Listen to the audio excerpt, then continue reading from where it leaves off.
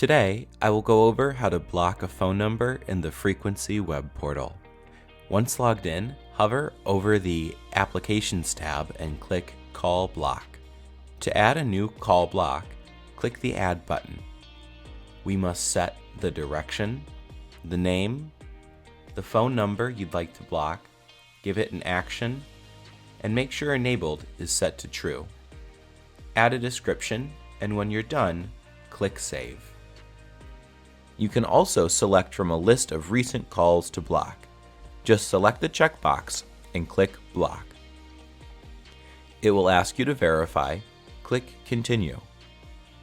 You can remove a call block by either disabling or deleting it. To disable it, select the checkbox and click Toggle on the above controls. Notice the Enabled column changes from true to false. To delete a call block, simply select the checkbox like before and click Delete.